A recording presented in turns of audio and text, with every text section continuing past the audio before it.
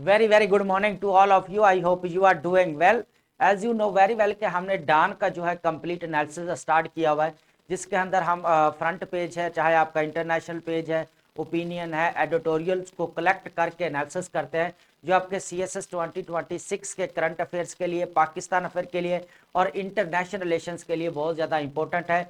जहां पर हम फॉरेन पॉलिसी ऑफ USA को डिस्कस कर रहे हैं, पाकिस्तान की फॉरेन पॉलिसीज़ को डिस्कस कर रहे हैं, दुनिया के अंदर जो वॉर्स लगी हुई हैं उनको लेकर डिस्कस करते हैं। उसके बाद जो आपके जितने भी डेवलपमेंट्स हो रही हैं रीजनल लेवल के ऊपर है, चाहे आपका ग्लोबल लेवल के ऊपर है, चाहे मल्टीपोलैरिटी की तरफ वर्ड जो जा रही है उसको लेकर, तो ये हम जो है डिफरेंट टाइप से यहाँ पर जितने भी आर्टिकल्स हैं, ओपिनियंस हैं, चाहे आपके एडिटोरियल्स हैं, उनको डिस्कस करते हैं। और ये बहुत इंपॉर्टेंट है आपके एग्जाम पॉइंट ऑफ व्यू से। ठीक है, जो आज के जो हमारे आर्टिकल्स हैं, चलते हैं हम आर्टिकल्स की तरफ। सबसे पहले आज जो हम आर्टिकल डिस्कस करने वाले हैं बहुत इंपॉर्टेंट है। सबसे पहले जो इस्लामाबाद और काबुल के दरमियान में जो अभी टर्की के अंदर, इस्तांबुल के अंदर जो 4 डेज कह लें मीटिंग्स रही है, लेकिन वो कह लें कि उसका कोई सोल्यूशन, प्रैक्टिकल जो सोल्यूशन नहीं निकला और वो एंड हो गया विदाउट एनी अग्रीमेंट। ठीक है, उसके बाद सेकंड अगर देखा जाए, पाकिस्तान जो है मल्टीफेरियस जो है वो कह लें कि इश्यूज में जकड़ा हुआ है, जिसके अंदर अगर आपकी ह्यूमन ट्रैफिकिंग जो बहुत ज़्यादा हो रही है, स्मगलिंग के बहुत ज़्यादा हो रही है, उसके बाद अगर आप डिफॉरेस्टेशन बहुत ज़्यादा हो रही है स्वात के एरियाज़ में, तो ये वो चीज़ें हैं जो पाकिस्तान को जो है जकड़े हुए हैं। टेररिज्म है, चाहे आपकी चाहे एक्सट्रीमिज्म है, लेकिन होता क्या है कि यहाँ पर जो है वो अलग अलग इंस्टीट्यूट जो है अपनी अपनी जगह पे जो है वो कह लें कि उनको निपट रहे होते हैं। कोई कलेक्टिव अप्रोच या होलिस्टिक अप्रोच नजर नहीं आती। ये बहुत इंपॉर्टेंट है। पाकिस्तान की सिक्योरिटी को चैलेंजेस हैं, सॉवरेनिटी को भी चैलेंज है। उसके बाद अगर हम देखेंगे पाकिस्तान की फॉरेन पॉलिसी के ऊपर हम डिस्कस करने वाले हैं, जो जियो पॉलिटिक्स से जियो इकोनॉमिक की तरफ बढ़ती हुई नजर आ रही है। और यहाँ पर बैगर्स कांट बी चूजर्स को यहाँ पे बिल्कुल जो है वो एलिमिनेट कर दिया गया है, और पाकिस्तान एज ए कह लें कि पार्टनरशिप के तौर पर जो है उभर रहा है। और आपको पता मैं किसकी बात कर रहा हूँ, USA के साथ है, चाहे हमारा अभी सऊदी अरेबिया के साथ जो है वो future initiative, sorry future investment initiative में जो है वो पार्टिसिपेट किया है। तो ये बहुत सारी न्यू डेवलपमेंट्स है। तो पाकिस्तान बजाय के एड के फंडिंग्स के जो वो कह लें के ऊपर बेस करता था सऊदी अरेबिया के, अब वो एज ए पार्टनर जो है काम करने जा रहा है। तो ये जियो इकोनॉमिक की तरफ जा रहा है। तो ये पाकिस्तान के लिए बहुत ज्यादा इंपॉर्टेंट है। उसके बाद अगर हम देखें गजा के अंदर फिर भी जो है सीज फायर होने के बावजूद भी उधर अभी भी टारगेट किलिंग जो है वो जारी है, बॉम्बिंग अभी भी जारी है। यहाँ पर ये बहुत इंपॉर्टेंट टॉपिक्स हैं आज हमारे, इनको हम डिस्कस करते हैं। सबसे पहले हम देखेंगे जो अभी इस्तांबुल के अंदर जो आपके टॉक्स चल रही थी वो विदाउट कह लें कि एनी रिजल्ट्स जो है वो यहाँ पर एंड होगी। सबसे पहले देखेंगे यहाँ पर Islamabad issues a stern warning to Taliban as talks collapse. Pakistan Taliban talks collapse amid rising tensions. अब यहाँ पर अगर मैं recent negotiation between Pakistan Afghanistan वाले Istanbul concluded without resolution escalating concerns over cross border terrorism. यहाँ पर अगर देखा जाए तो जो इस्तांबुल के अंदर अभी टॉक्स हुई हैं, निगोशिएशंस हुए हैं, लास्ट 48 आवर्स जो वार लगी रही है पाकिस्तान और अफगानिस्तान के दरमियान में, तो अफगानिस्तान ने बहुत सारे सिक्योरिटी अहलकार जो हैं, सोल्जर्स हैं, उनको अटैक किया है और उनको काफ़ी जो है वो शहीद भी हुए। तो पाकिस्तान ने रिटेलिएट करते हुए जितने भी हकानी ग्रुप है, चाहे TTP के सेंचुरीज हैं, जो ठिकाने हैं, उनको निशाना बनाया है। तो यहाँ पर जो है वॉर जो है एकदम से एस्केलेट होगी।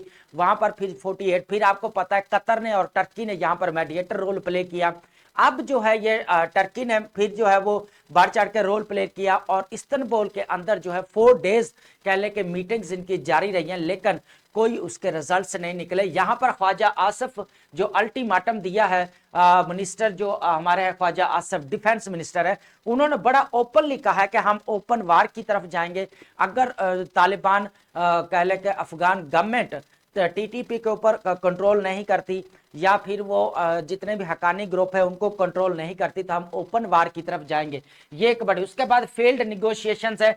निगोशिएशन जो इस्तांबुल के अंदर हुए हैं, पाकिस्तान की रिक्वायरमेंट ये थी कि टीटीपी को कंट्रोल करो आप, अफगान तालिबान गवर्नमेंट को बोला हकानी ग्रुप को कंट्रोल करो आप, इधर जो है क्रॉस बॉर्डर आपकी टेररिज्म नहीं होनी चाहिए। तो उन्होंने इस चीज से इनकार कर दिया और इस चीज को उन्होंने एक्सेप्ट नहीं किया। उसके बाद हम बात करेंगे ईरान। यहां पर अगर बात की जाए कतर और टर्की के बाद, कतर और टर्की के बाद ईरान जो है एकदम से उभरा है और ईरान ने कहा है कि मैं जो है आपकी सुलह करवा देता हूं, निगोशिएशंस करवा देता हूं, टॉक्स करवा देता हूं और सीज फायर करवा देता हूं, जितने भी इश्यूज हैं उनको खत्म।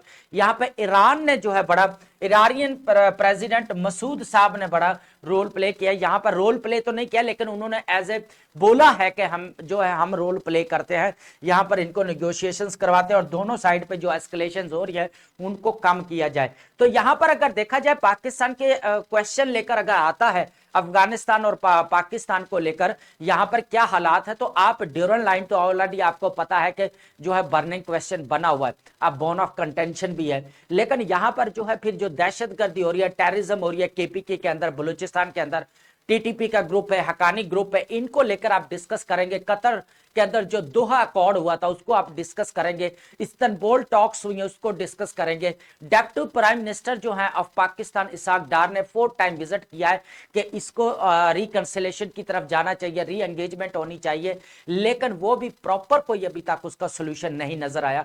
तो यहां पर चलते हैं हम, नेक्स्ट जो हमारा आर्टिकल है इसको देखते हैं। यहां पर डायग्नोजिंग ऑर्गेनाइज्ड क्राइम, इसका मतलब यह है कि जो ऑर्गेनाइज्ड है क्राइम पाकिस्तान के अंदर हो रहे हैं उनके लिए कोई होलिस्टिक अप्रोच जो है नजर नहीं आती कि उनको जो है सॉल्व किया जाना चाहिए, क्योंकि पाकिस्तान की सिक्योरिटी को बहुत सारे चैलेंजेस फेस करना पड़ रहे हैं। उसके बाद पाकिस्तान की सॉवरेनिटी को बहुत सारे थ्रेट्स हैं।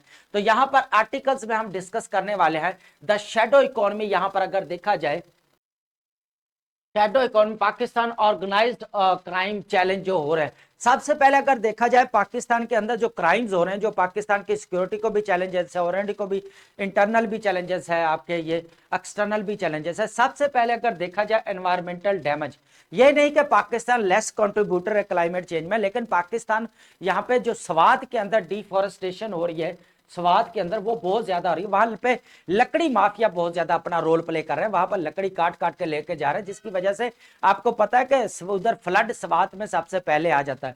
उसके बाद deforestation, timber mafia. Timber mafia का मतलब होता है, यहाँ पर टिम्बर किसको बोला जाता है, यहाँ पर लकड़ी माफिया को, जो illegal blocking natural water courses and land grabbers contribute disasters. तो इसकी वजह से फिर आपको पता है लैंडस्लाइडिंग बहुत ज्यादा उधर हुई। लेकिन होता क्या है, यहाँ पर जो लकड़ी है वो काट काट के वो स्टोर कर लेते हैं उनको, फिर वो होता क्या है कि वहां पे जो रास्ते हैं वो बन जाते हैं, तो वहां पर ऑब्वियसली बात है फिर आ जाता है, यहाँ पर फ्लड भी आते हैं आपके। अब हम बात करते हैं ह्यूमन ट्रैफिकिंग। लास्ट डेज में आपको पता है प्रीवियस मंथ में 350 पाकिस्तानी जो है वो ग्रीक के नजदीक जो है वो डूब गया है। वहां पर हुए क्या था कि यहाँ अगर देखा जाए ह्यूमन ट्रैफिकिंग बहुत ज्यादा बढ़ती जा रही है। लोग क्या कर रहे हैं, पाकिस्तान से निकलकर दूसरे कंट्रीज में जाते हैं, फिर वहां पे समुद्रों के जरिए जो है वो यूरोप जाने की कोशिश करते हैं। किस लिए जाते हैं, रीजन है क्या है, बेसिकली बेटरमेंट ऑफ लाइफ। अगर यही चीजें पाकिस्तान के अंदर प्रोवाइड की जाए तो इनको ये ह्यूमन ट्रैफिकिंग हो ही ना, यहां पर खत्म हो जाए, लोगों को बाहर जाने की जरूरत ही ना हो, अगर इधर ही बेटरमेंट ऑफ लाइफ मिल रही हो तो। ठीक है, ये बड़ी एक रीजन है। हमें जस्ट ये नहीं देखना कि ह्यूमन स्मगलिंग चल रही है तो नहीं होनी चाहिए भाई जान, उसका ऑल्टरनेटिव बताना है आपने कि यहां पर जो है वो उनको बेटरमेंट लाइफ देनी चाहिए, जॉब सिक्योरिटीज होनी चाहिए, उसके बाद सेल्फ कह ले के बिजनेस को इंश्योर करवाना चाहिए, यहाँ पे शॉर्ट टर्म लोन्स की तरफ जाना चाहिए। तो बहुत सारे सॉल्यूशंस हैं पाकिस्तान ले सकते हैं, गवर्नमेंट को चाहिए। ड्रग ट्रैफिकिंग, अगर पाकिस्तान मैरीटाइम समुद्री रास्ते से अगर देखा जाए तो बहुत सारे जो है वो स्मगलिंग होती है, ड्रग्स की बहुत ज्यादा स्मगलिंग होती है, जिसकी वजह से पाकिस्तान को जो है वो ब्लेम भी किया जाता है कि पाकिस्तान इस चीज को रोकता क्यों नहीं है। तो ये भी एक कह ले के चैलेंज है पाकिस्तान को। उसके बाद फिनेंशियल क्राइम, यहां पर देखा जाए $10 बिलियन एनुअली पाकिस्तान से मनी लॉन्ड्रिंग होती है पाकिस्तान से। तो ये देखें पाकिस्तान के जो इकोनॉमिक क्राइसिस क्यों ना हो, तो इसकी ये भी एक रीजन है। तो ये 4 जो है ना, एनवायरमेंटल डैमेज हो रहा है, डिफॉरेस्टेशन है, ह्यूमन ट्रैफिकिंग है आपकी, सॉरी ड्रग ट्रैफिकिंग है या ह्यूमन स्मगलिंग है आपकी, फिनेंशियल क्राइम्स है, ये क्या है बेसिकली, ये आपके वो चैलेंजेस जो फेस किए जा रहे हैं स्टेट के द्वारा। लेकिन होता क्या है, यहां पर कोई कलेक्टिव अप्रोच नहीं है। ये लोग क्या करते हैं, अपनी अपनी जगह पे हर कोई काम कर रहा है ना। इनको चाहिए कलेक्टिव अप्रोच के साथ काम करें ताकि इन मसाइल्स को जो है वो खत्म किया। हॉलिस्टिक अप्रोच की जरूरत है पाकिस्तान को, कलेक्टिव अप्रोच की जरूरत है। आपस में इंस्टीट्यूशंस की हार्मनी, उनकी कम्युनिकेशन गैप नहीं होना चाहिए। कम्युनिकेशन का गैप जो होता है उसकी वजह से फिर हमें फेस करना पड़ता है।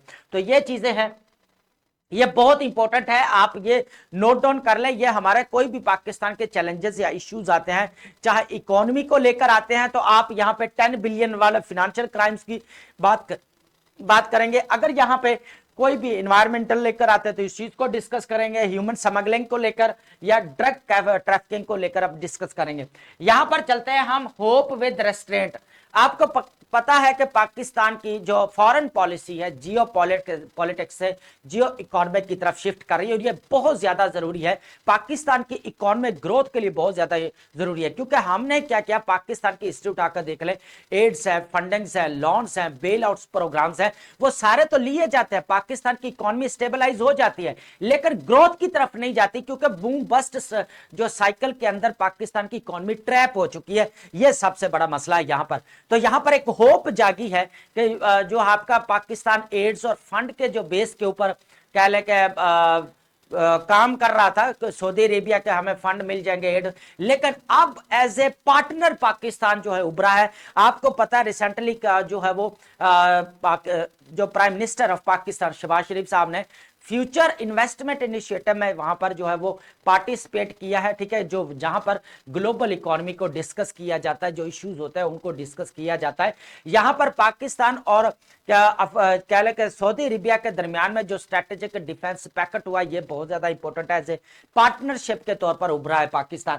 तो पाकिस्तान की जियो इकोनॉमिक की पॉलिसी बहुत इंपॉर्टेंट है पाकिस्तान की इकोनॉमी के लिए। वैसे भी आप कह लें कि प्रॉस्पेरिटी लेने के, अब यहां पर मैं एग्जांपल दूं, दो दुनिया के अंदर दो कंट्रीज है, you know very well about them, कि एक आपका यूएसए है और एक आपका चाइना। जो यूएसए की पॉलिसी हमेशा रही है वो जियो पॉलिटिक्स रही है, लेकिन चाइना की पॉलिसी जियो इकोनॉमिक रही है। तो आज उनकी जीडीपी भी 9 पॉइंट समथिंग जो है ट्रिलियन डॉलर है। तो यहां पर देखेंगे Pakistan economic ties are shift towards investment. तो ये सबसे बड़ी बात है। यहां पर जो है लोन्स की, एड्स और फंडिंग की बजाय यहां पर अब बात हो रही है पार्टनरशिप की और इन्वेस्टमेंट की, और ये सबसे बड़ी बात है। Economic relationship with Saudi Arabia is evolving from traditional aid to strategic focused on trade and investment driven by new economic corporation जो फ्रेमवर्क हुआ है। अब पाकिस्तान को यहाँ पे कह लें कि बहुत सारे गोल्डन अपॉर्चुनिटीज है पाकिस्तान के पास कि वो एकदम से अपने जो है वो जितने भी रिसोर्सेस को एक्सट्रैक्ट करे, यूज करे और उनको जो है वो डेवलपमेंट करने की कोशिश करे उनकी, ताकि हो क्या कि इकोनॉमी जो है वो ग्रोथ आए। देखिए जिसके पास पैसा है वहां पे आपकी प्रॉस्पेरिटी आएगी। तो ये सबसे पहले जरूरी है। ग्रोइंग ऑप्टिमिज्म, यहां पर एक कुछ होप जागी है कि सबसे पहले न्यू फ्रेमवर्क देखा जाए, aims to expand Pakistan exports attractive. सबसे पहले पाकिस्तान को क्या करना चाहिए, अपनी यहां पर पाकिस्तान एक्सपोर्ट्स को बढ़ाना चाहिए, अट्रैक्ट इन्वेस्टमेंट करनी चाहिए अच्छी, and integrate into the regional values chain, और रीजनल लेवल के ऊपर इनकी जो है चेन वो मजबूत होनी चाहिए, फोस्टरिंग लॉन्ग टर्म स्टेबिलिटी। और पाकिस्तान यहां पर लॉन्ग टर्म स्टेबिलिटी की तरफ जाता नजर आता है। अगर यहां पर देखा जाए, फिर हम इन पॉइंट्स को एक मिनट देखते हैं रिस्क कौन से, पहले हम ये देख लें 3 पॉइंट यहां पर जरूरी क्या क्या है। सबसे पहले अगर देखा जाए यहां पर 3 पॉइंट्स की अगर मैं बात कर रहा हूं, एक तो आपका न्यू इकोनॉमिक फ्रेमवर्क, सेकंड आपका इन्वेस्टर कॉन्फिडेंस।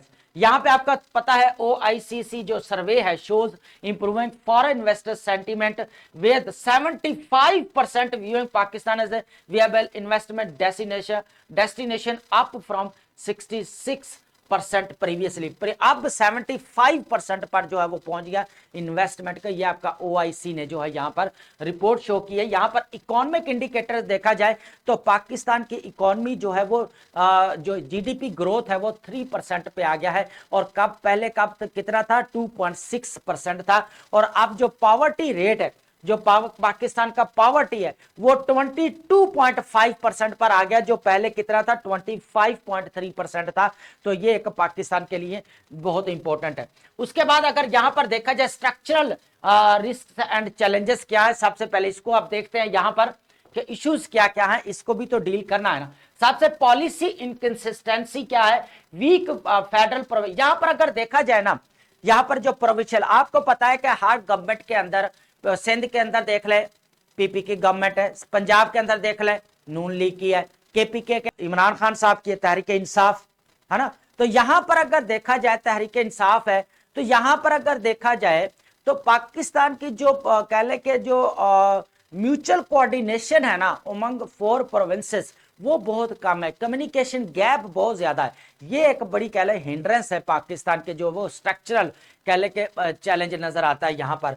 उसके बाद अगर हम बात करें मोडेस्ट ग्रोथ की यहाँ पर, तो ग्रोथ रिमेन्स इनसफिशिएंट इन, यहाँ पर अगर देखा जाए ग्रोथ, देखा मैंने पहले भी कहा, सबसे पहले अगर देखा जाए पाकिस्तान, यहां पर अगर देखा जाए पॉपुलेशन जो है वो मेन रीजन बनती जा रही है डे बाय डे के इकोनॉमी ग्रोथ नहीं हो रही यहां पर। और तो बहुत सारी चीजें हम लास्ट एडिटोरियल्स, आर्टिकल्स, ओपिनियंस और कह ले के एडिटोरियल्स में डिस्कस कर चुके हैं, लेकिन यहां पर पॉपुलेशन भी बहुत ज्यादा इंपॉर्टेंट रोल प्ले कर रही है। डे बाय डे पॉपुलेशन बढ़ रही है, इकोनॉमिक ग्रोथ जो है वो कम हो रही है यहां पर। उसके बाद क्लाइमेट वल्नरेबिलिटी, आपको पता है कि अभी 2025 के अंदर फिर जो फ्लैश फ्लड आया, और इसने पाकिस्तान को बहुत ज्यादा, क्लाउड ब्रस्ट जो है ना, क्लाउड वो बहुत ज्यादा था उस वक्त। अगर हम कंपेटिटिव एरोजन की बात करें, structure bottle net undermine the investor trust, यहां पर जो फॉरेन इन्वेस्टर्स हैं उनका बेसिकली यहां पर ट्रस्ट डेफिसिट का शिकार है। उसकी वजह यह कि पाकिस्तान मल्टी फैक्टेड इश्यूज में गिरा हुआ है, पाकिस्तान है ना, ट्रैप्ड हो चुका है, डिफरेंट है, चाहे आपकी टेररिज्म हो, एक्सट्रीमिज्म हो, स्मगलिंग हो, ह्यूमन ट्रैफिकिंग हो, क्लाइमेट चेंज हो, फॉरेन सिक्योरिटी थ्रेट्स हो, टेररिज्म तो आपकी बहुत ज्यादा है। इसकी वजह से जो फॉरेन इन्वेस्टमेंट, जो ट्रस्ट, फॉरेन को छोड़ो, पाकिस्तान के इंटरनली लोग जो है यहाँ पर इन्वेस्ट करने के लिए रेडी नहीं है। उसकी रीजन ये है कि यहाँ पर जो है सिक्योरिटी चैलेंजेस बहुत ज्यादा है। तो ये है हमारा ये बहुत इंपॉर्टेंट आर्टिकल्स है, इसको जो है ओपिनियन है, इसको इंट्रिकेट लैंडस्केप की बात करते हैं। यहां पर पाकिस्तान, मैंने अभी बताया कि पाकिस्तान जो है वो कह ले कि जमीन बन चुकी है ना, वो टेररिज्म और एक्सट्रीमिज्म की तरफ जो है वो कह ले कि बन गई है। उसकी वजह, रीजन क्या है, रीजन उसकी आपकी पॉवर्टी है, अनएम्प्लॉयमेंट है, जॉब सिक्योरिटीज नहीं है, विमेन इंपावरमेंट नहीं है, ये भी रीजंस हैं। उसके बाद अगर क्रॉस बॉर्डर में देखा जाए तो आपको पता है कि अफगानिस्तान टीटीपी और जो आपका कह ले कि हक्कानी ग्रुप्स है, जो टेररिस्ट है, वो बहुत ज्यादा जो है केपीके और बलूचिस्तान के अंदर डे बाय डे टेररिज्म को बढ़ा रहे हैं। अब इन्होंने किया क्या है, यहां पर मैं थोड़ा सा फैक्ट्स एंड फिगर की बात करूं, यहां पर ग्लोबल टेररिज्म इंडेक्स के मुताबिक 2025 के मुताबिक पाकिस्तान के अगर फैक्ट 490 अटैक्स किए गए 2023 में, और 2024 के अंदर 1099 अटैक्स किए गए, और इनमें से जो अटैक किए गए हैं 20 से 26 अटैक्स जो किए गए हैं वो बेसिकली पोलियो वैक्सीनेशन ड्राइव्स के ऊपर ज्यादा किए गए। तो ये हाल है। तो यहां पर फिर जो इन्वेस्टर्स कैसे आएंगे, कैसे इकोनॉमिक ग्रोथ होगी, कैसे पाकिस्तान की सिक्योरिटी जो है वो सेफ होगी, नहीं होगी ना। तो यहां पर टेररिज्म बहुत ज्यादा, तो ये कह ले कि इंट्रिकेट लैंडस्केप जो बन चुका है ना, कॉम्प्लेक्स मंजरनामा बन चुका है पाकिस्तान के अंदर, कॉम्प्लेक्स। इसकी वजह क्या है, टेररिज्म। यहां पे अगर देखा जाए इवॉल्विंग थ्रेट लैंडस्केप, सबसे पहला देखा जाए पाकिस्तान दुनिया के सेकंड नंबर पर आ चुका है इफेक्टेड बाय टेररिज्म। यहां पर अगर देखा जाए पाकिस्तान कन्फेडरेट टीटीपी है, बलोच है, चाहे आपके मिलिटेंट्स ग्रुप्स है, multifarious militants groups are working in KPK Balochistan and cross border in Kabul या अफगानिस्तान। तो ये बहुत ज्यादा जो इंपॉर्टेंट है कि पाकिस्तान ने लास्ट टाइम रिटेलिएट किया और 48 आवर्स जो है वो वॉर लगी रही है, तो उसकी रीजन ये थी। उसके बाद अगर क्रॉस बॉर्डर चैलेंज, आपको पता ही है यहाँ पर हकानी ग्रुप्स है, टीटीपीस हैं, जो पाकिस्तान की सिक्योरिटी को चैलेंज दे रहे हैं, यह बड़ा थ्रेट है। उसके बाद इंटरनल वल्नरेबिलिटी की बात की जाए यहाँ पर, तो जो भी वल्नरेबिलिटी, जो भी यहाँ पर टेररिज्म फैल रही है, केपीके और बलूचिस्तान के स्पेशली बात कर रहे हैं, यहाँ पर टेररिज्म प्रोटेस्ट हो रहे हैं, मिलिटेंट्स ग्रुप्स जो है एकदम से उनको होता है नॉन एक्टर स्टेट उनको फंडिंग करे, जिसकी वजह से वो डे बाय डे जो है पाकिस्तान के अगेंस्ट होते जा रहे हैं। हालांकि पिछले लास्ट आर्टिकल्स और एडिटोरियल्स में हमने डिस्कस किया था कि जो लोकल कम्युनिटी का जो कम्युनिकेशन गैप है ना, सिक्योरिटी फोर्सेस और लोकल कम्युनिटी, वो नहीं होना चाहिए, वो उन जो कम्युनिकेशन का गैप नहीं होना चाहिए। उनको हेल्थ है, चाहे एजुकेशन है, जॉब अपॉर्चुनिटी उनको दी जाए ताकि उनका ट्रस्ट जीता जा सके। ठीक है, तो ये इंपॉर्टेंट था।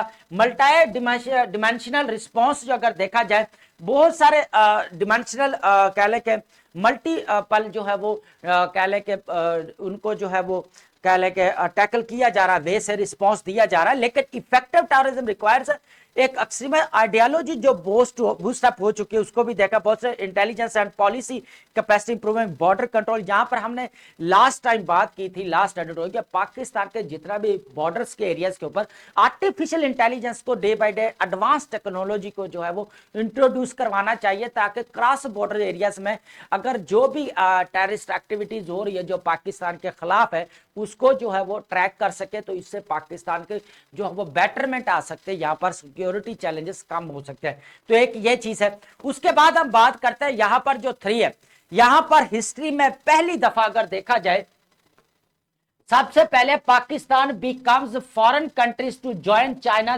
Space station.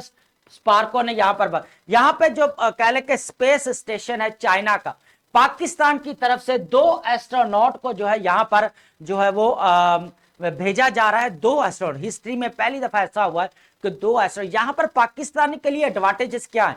पाकिस्तान के लिए एडवांटेजेस ये है कि अगर 2 लोग जा रहे हैं चाइना स्पेस स्टेशन के अंदर, तो वहां पे उनको लर्न करके आना चाहिए, और पाकिस्तान के जो स्पार्को के अंदर स्पेस एजेंसीज के अंदर काम करना चाहिए, ताकि पाकिस्तान के सैटेलाइट सिस्टम को जो मजबूत किया जा सके, जो पाकिस्तान के सिक्योरिटी चैलेंजेस है उनको खत्म किया जा सके। ये बहुत ज्यादा इंपॉर्टेंट चीज है यहां पर। उसके बाद है Trump's back Pentagon to immediately resume testing US nuclear weapons. यहां पे जो है जो यूएस के प्रेसिडेंट डोनाल्ड ट्रंप ने जितने भी सिक्योरिटी फोर्सेस को यह कहा कि जितने भी वेपन्स हैं उनको टेस्ट किया जाना चाहिए।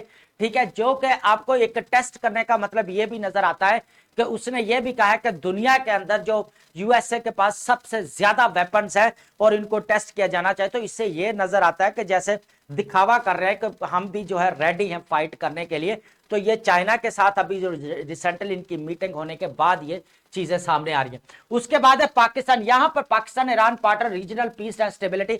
यहां पर ईरान के प्रेसिडेंट मसूद साहब ने यहां पर जो है वो रोल प्ले करने वाले हैं कि वो कह रहे हैं कि मैं आपके जो पाकिस्तान और अफगानिस्तान के दरमियान में निगोशिएशन करवा देता हूं, टॉक्स जो है वो करवा देता हूं।